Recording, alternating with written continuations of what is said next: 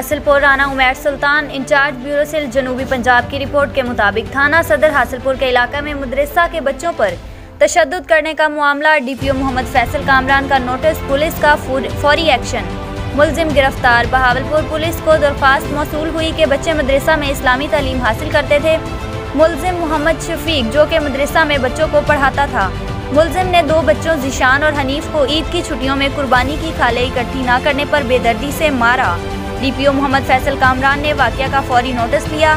SHO सदर हासिलपुर को मुलजिम की गिरफ्तारी का टास्क दिया। पुलिस ने फौरी एक्शन लेते हुए मुलजिम मोहम्मद शफीक को गिरफ्तार करके हवालात में बंद कर दिया। बच्चों पर तशद्दुद के वाक़यात नाकाबिले बर्दाश्त हैं। डीपीओ, बच्चों को तालीम देना ज़रूरी, लेकिन मार नहीं, प्यार की पॉलिसी पर अमल दरामद यकीनी बनाया जाए।